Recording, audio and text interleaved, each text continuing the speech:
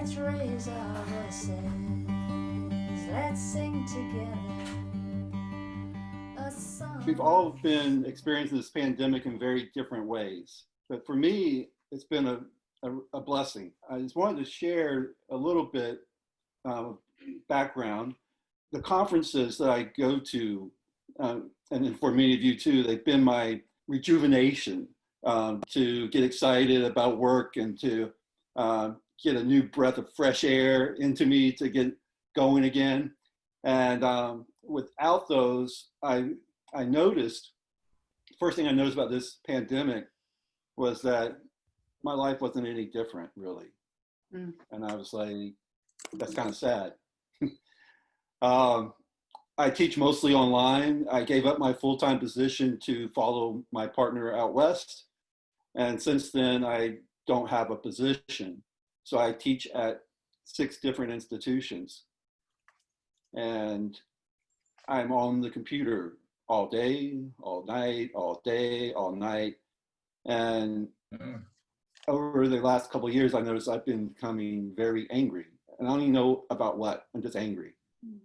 And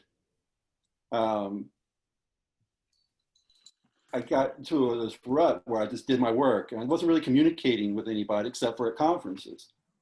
And I live with my partner and we weren't really communicating. And through all this, we've, not that our relationship was bad, I think it was really good in a lot of ways, but we've renewed our relationship, not just with my partner, but with my friends and even some of my family who we aren't very close. So, like I said, love endures all. And through this, I have grown more aware and have created more of a relationship. I mean, we're planning meals together, going on walks every day. I'm calling my mom every week to make sure she's okay. So the connections for me have strengthened because of this pandemic. And while I know a lot of people are suffering and handling this whole situation in a lot of different ways, there's a lot of depression and all these kinds of things. I'm also very aware of that with my students, but I'm thankful for my own revelations through this retrospective time for me. And so I'm happy to have love in my life because that's what's getting me through. That's all. Thank you. Thank Very you. nice. Thank you, David. Does anybody want to respond or to add to extend anything that David said? One thing that I am aware of, there's lots of this that I've really enjoyed and I feel guilty for enjoying that. It's like, I know people are dying, so I should punish myself, shouldn't I? I shouldn't be enjoying just the emptiness and the space and there's no traffic on the roads and there's no queues and the beaches are empty and it's quiet. There's not airplanes overhead and there's not traffic noise. And this is wonderful. And I feel guilty about it. I think we feel some of that too, because here we sit in our mountain cabin. We were able to leave Florida because it was too hot to come up to our mountain cabin where the weather is, we hope, better.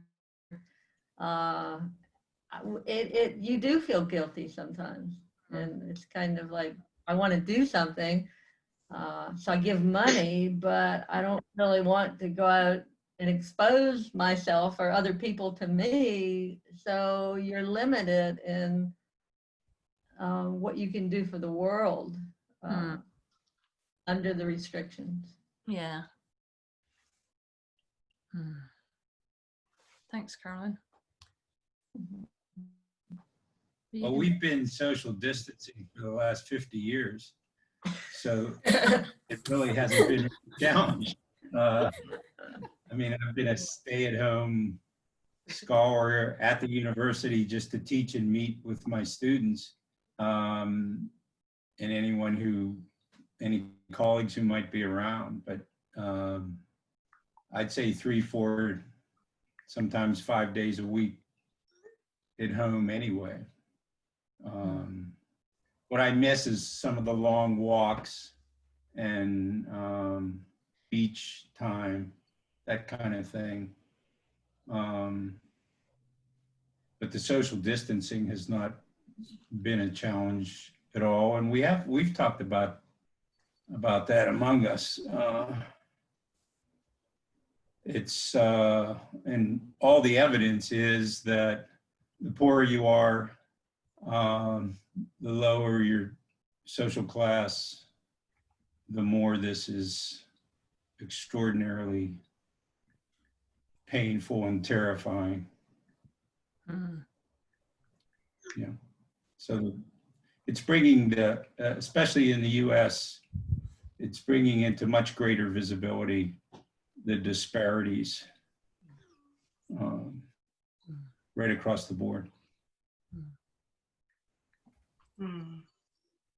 I think that's true, very much true here too, that it served to uncover the inequalities that have always been there and bring them into sharp relief, whether that's the low paid care home workers who are called low skilled, or whether it's minority ethnic groups who are disproportionately represented amongst those who are dying. So yeah, I think you're absolutely right, and it's the same here.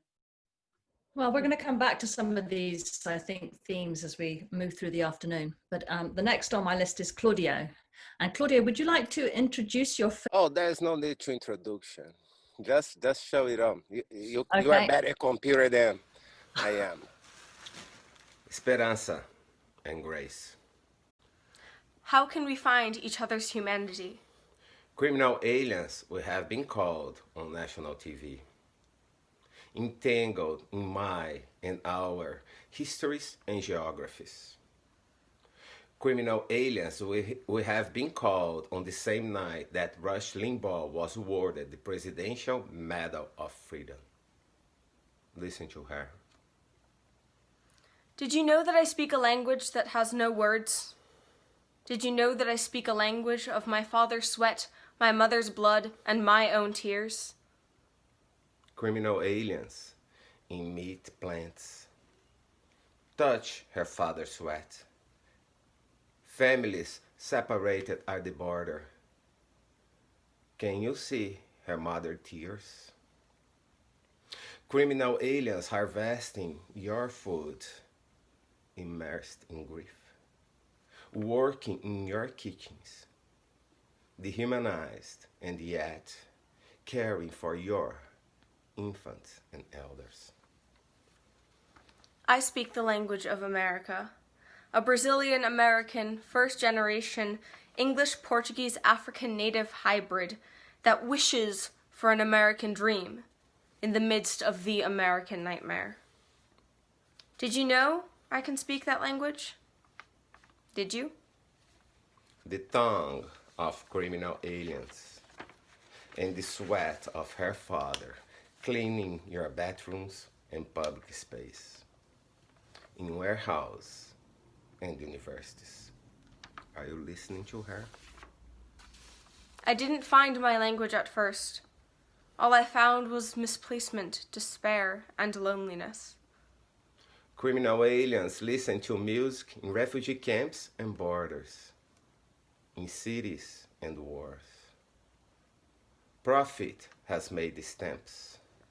Hate idly raised walls.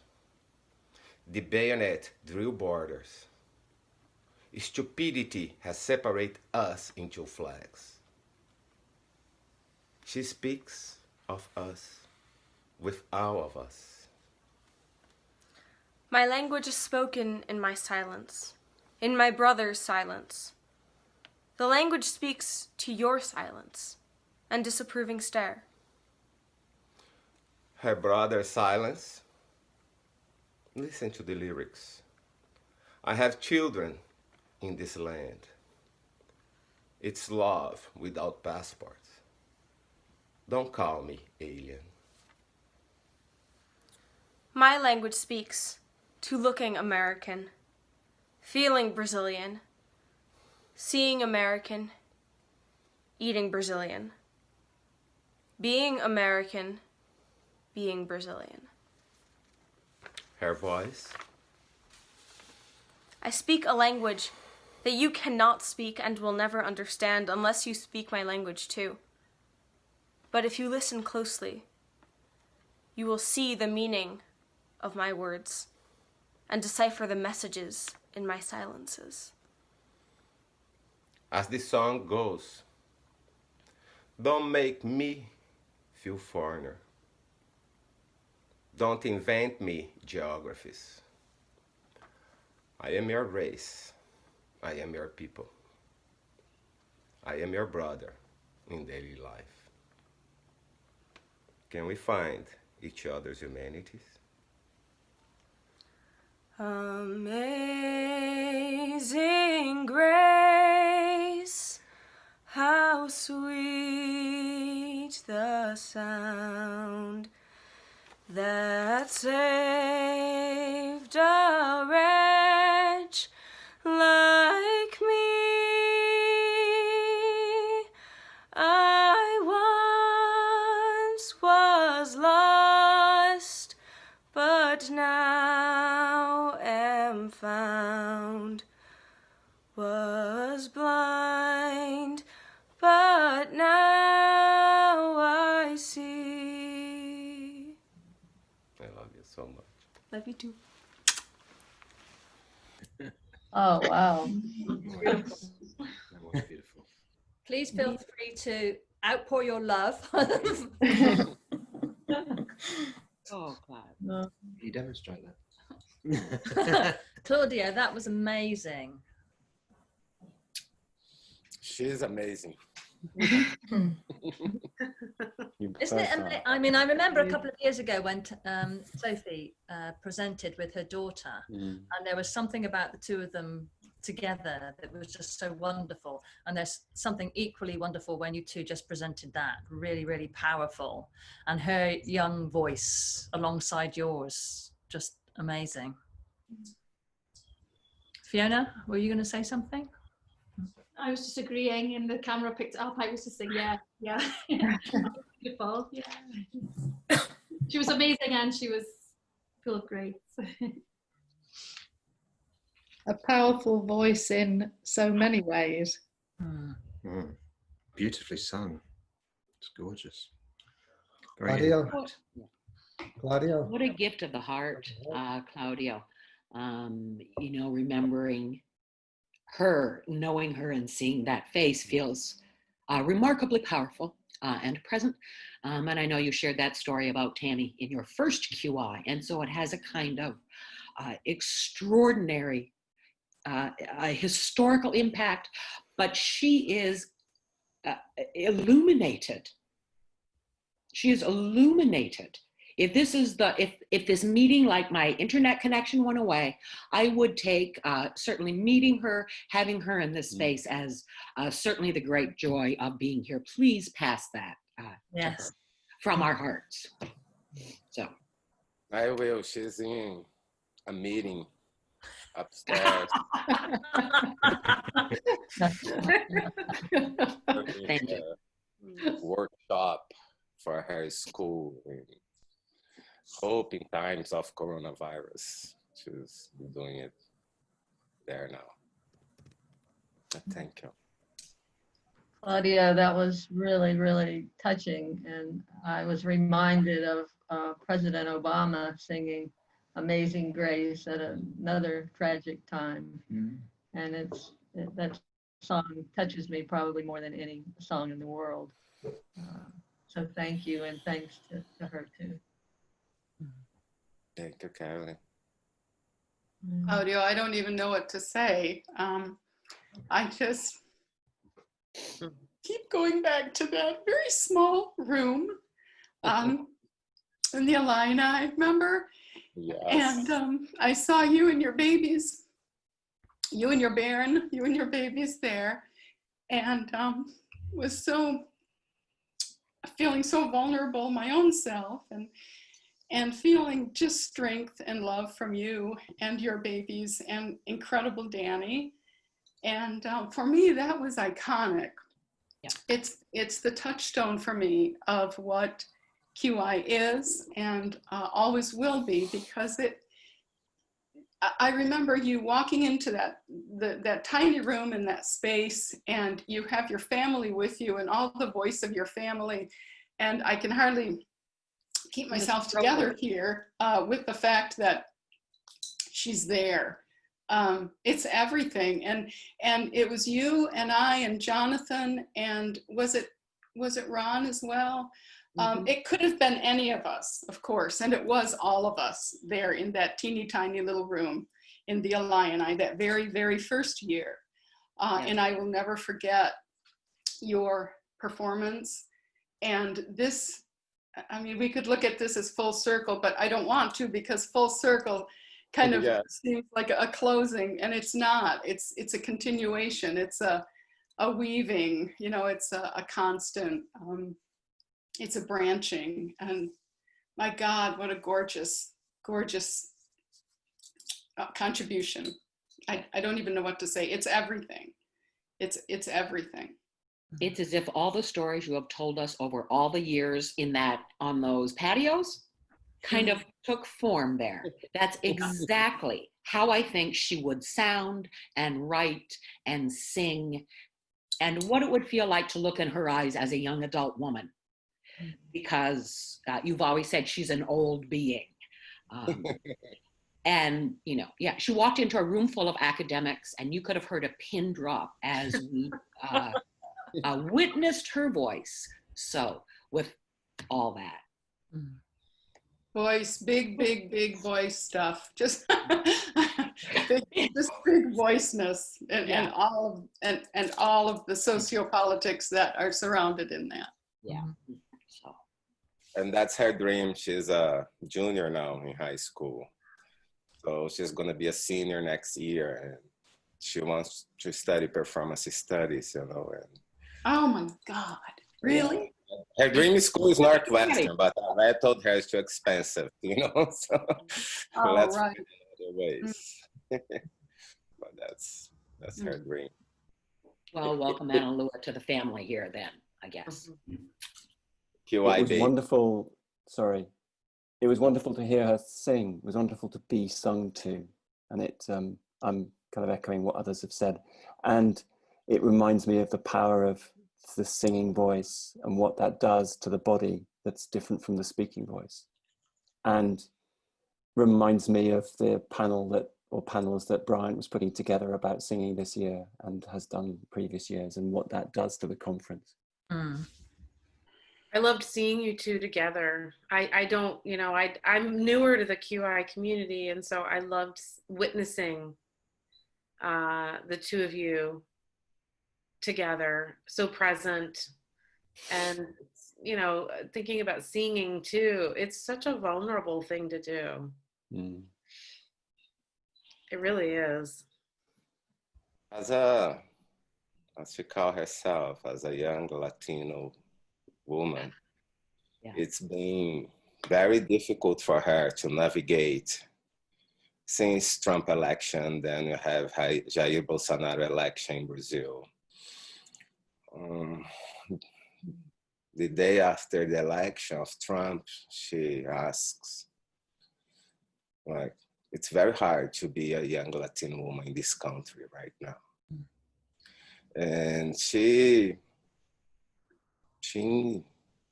very existentialist, and she suffers those pains of the world. When Trump, for example, said to people to inject bleach, that night she was crying because she said people are dying and they're not doing anything. So it's been a challenging space for her, but I think with Danny and I and Francisco, she's disentangled those things. And what's interesting, that piece, that the poem she wrote that we put together, it was written last year. It's not something that she wrote this week. So a lot of those feelings, or those lack of belongings, or those I don't fit, they come way before. They come even through Obama's administration. That was the largest number of deportations, So of course, what we live now, I mean, make the things giant. Since March, early March, more than 900 children was deported at the border. 900 children. And so, yeah, it was very emotional doing this work with her, putting those words together, She's not shy, I'm her dad. So she said, oh, you should change this word here and put this here,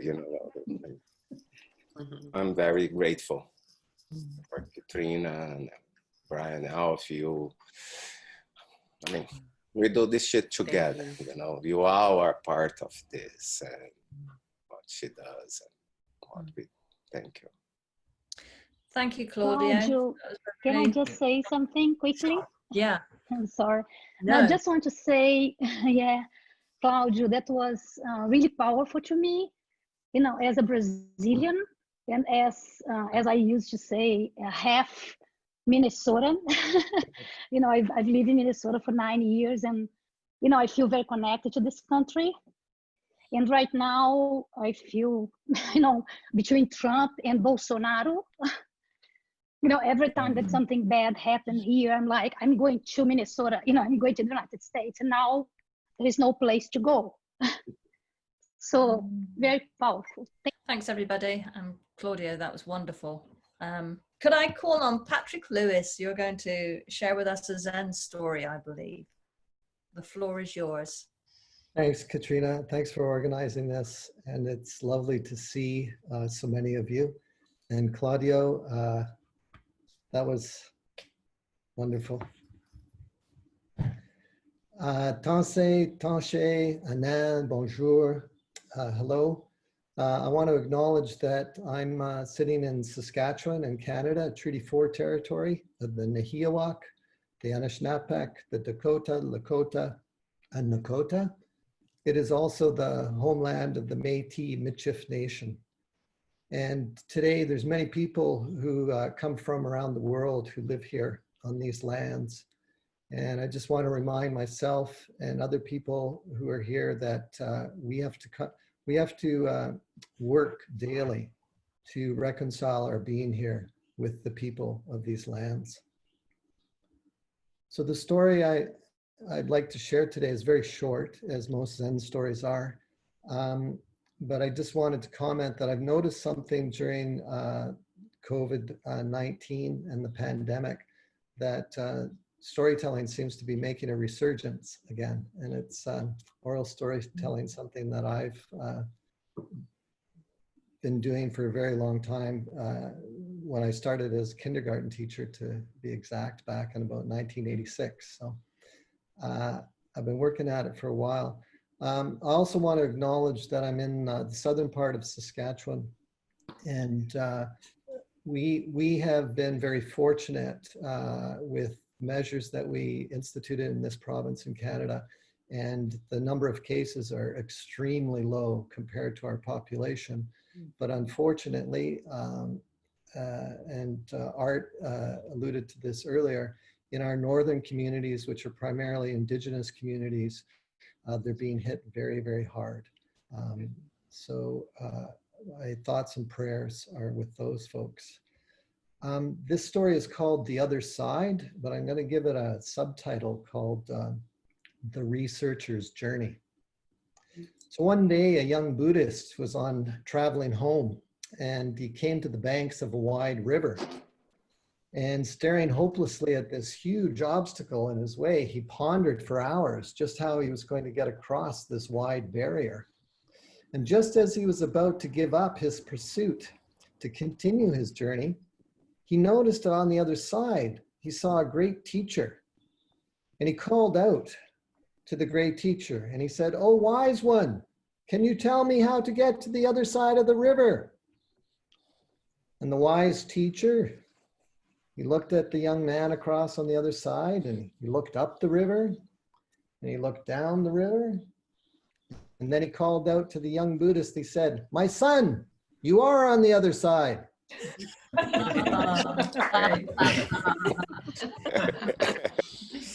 Has anybody anything to say to that? Thank you, Patrick. Short. Just that it's good to laugh.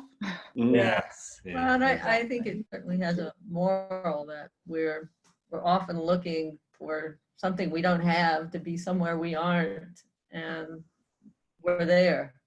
And that could be applicable for us right now, that this is something, what we've got now. Yeah. Even if where we want to be is in Urbana-Champaign, but this is something already here. I might just add to that, I met Patrick the first session we were in at the inaugural conference all those years ago, and we've been doing the narrative session ever since that time. So not to see you now is unthinkable, Patrick. Nice.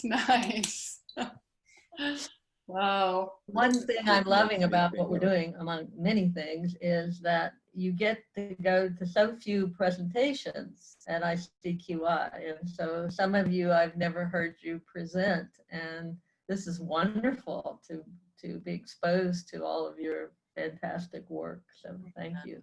Bryant. That what Jonathan said also just is resonating with me, that we in this period of COVID-19, I consistently hear that we are living in unprecedented times. And I begin to wonder, when have we not been living in unprecedented times? Yes.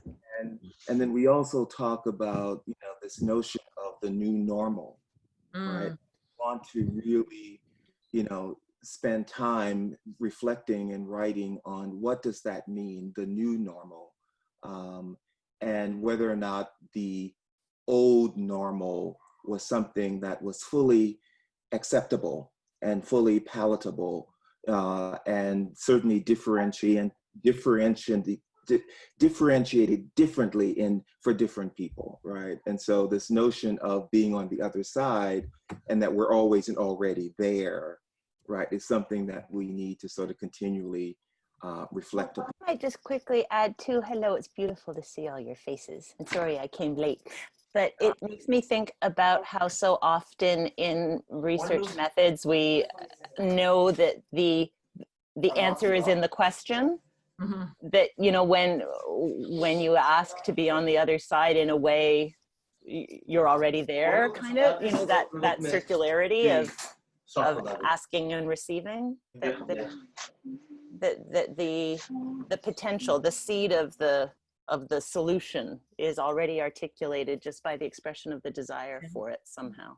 That sounds like a really good title for a panel, The New Normal, Bryant, in the way that you were talking about it. Because people who are considered normal and people who are not considered normal, and there's nothing new about that. And so how might we, I'd love to mess with that phrase. That would be lovely. I mean, the politics of it that sounds wonderful. Coming soon. Coming soon. Did you say coming Zoom or coming soon? Oh, same thing, baby. Same thing. Well, we can come back to these themes, I'm sure, but I'd like to now ask Carolyn and Art, who have made a beautiful film called The Impermanence of Love and Hope. And Carolyn, how would you like to do this? What would you like to say something first? Let me give it a try and see if I can get it to work.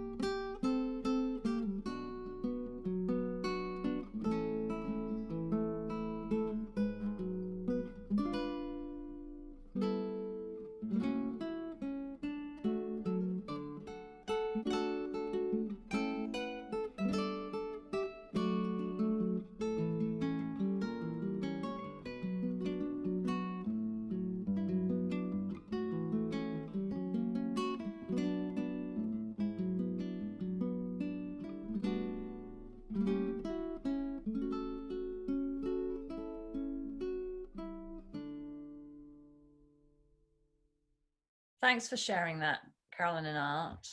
It was just beautifully put together. It was lovely.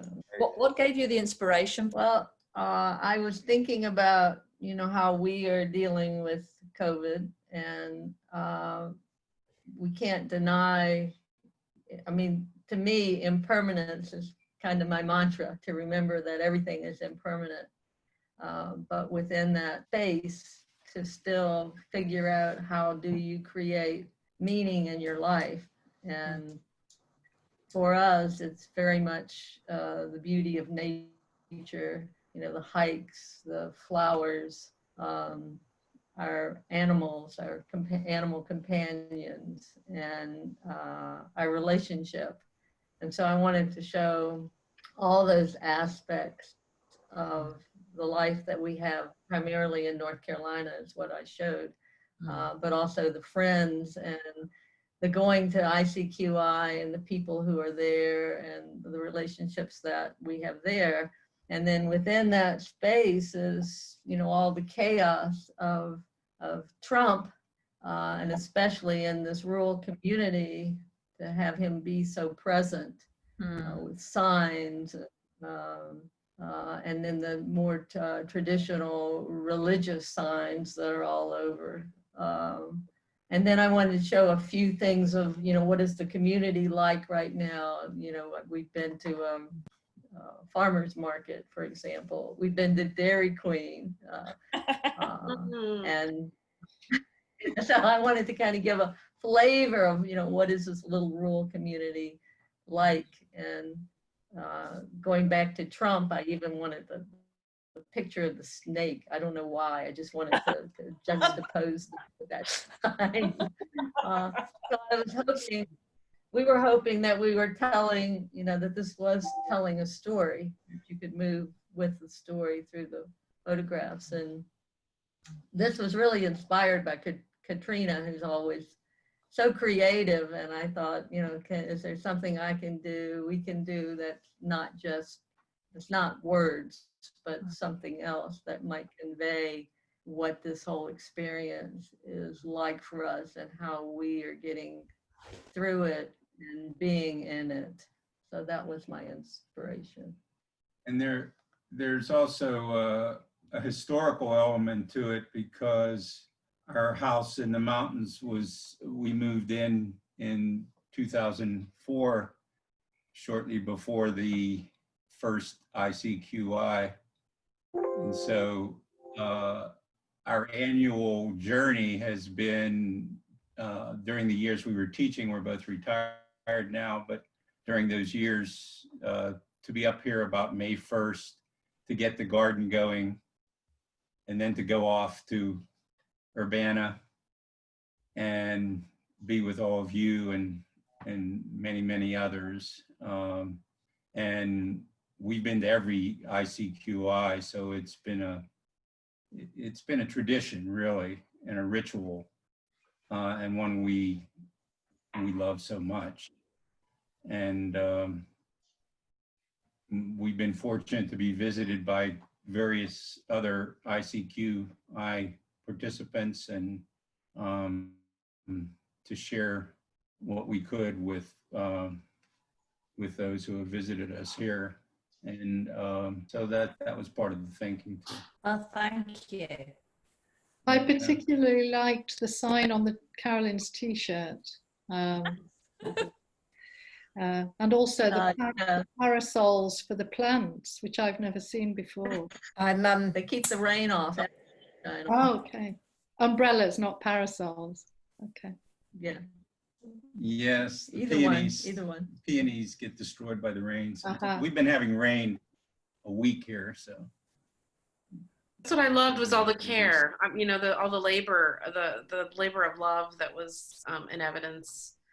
And I felt my breath drop and slow as I was watching these images, which feels so necessary. And like I haven't been breathing. So thank you for that. And one thing that some of you probably don't know is we lost one of our dogs, the beautiful Australian Shepherd, who's in the photo, in several of the photos. And so I tried to move from, you know, her being part of our presence to the loss to the new puppy. And so that was also part of the storyline with the photos. And our two old dogs are named Zen and Buddha. Deals with the impermanence of it all. So you missed the Make America Sane Again cap at the end. Both Zen is wearing and I was wearing, and Art wears all the time up here. I saw it. I saw the hat. I think we all need a screenshot sending to us of that. All right, we can do that. Right. I'm sure the rest of the world would like to see America sane again. Yes. Yes. Yeah, really. Right, everybody, I'm going to move hoping. us along. And the next up is David Carless, who's going to share There Is a Chance. Over to you. I'll have to move over for this. Are you going to join in a bit? Yes, if you'd like me Help me to. out. Yes, please. We'd like to share a song. It's a song, it's not a new song. It's a song that started off, I thought at least, I was writing it for my nephew on the occasion of his birth. And then I realized maybe I was writing it for my mother. And then a little bit later, I thought actually it was possibly for my boyfriend at the time, who was revisiting some issues from his youth. I've started after that introducing it as a song called There Is a Chance for queer kids everywhere, whatever their age. And then more recently, I've been struggling for hope and optimism myself, and it seems like it's for me. So I'd like to share it for you today.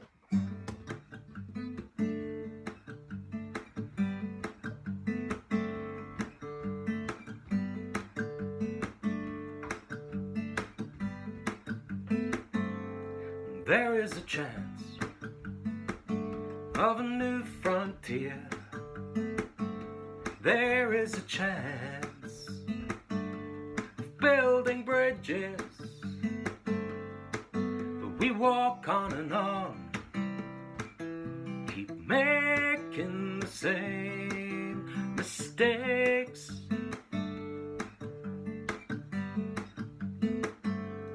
There is a place of peace and hope. There is a way. Surrounded by good folk. In the cold of the night, the heat of the sun, they're with you and they'll keep you safe. And I will walk to the water, holding your hand. We might sleep by the water, dogs stretched out in the sand. And anytime you're with me, you can be anything that you please. You're all right with me.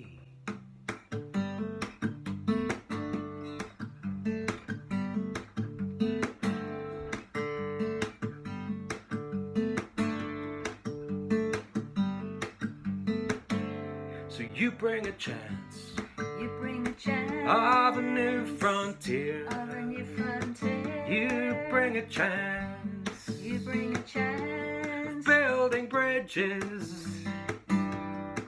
Of turning around and making tomorrow great.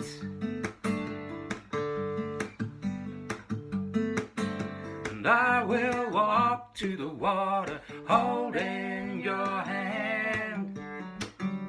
We might sleep by the water, dogs stretched out in the sand.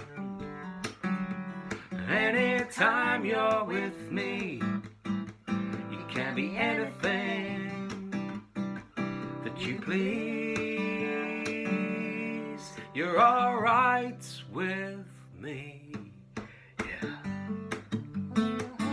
You bring a chance, you bring a chance. There is a chance, there is a chance.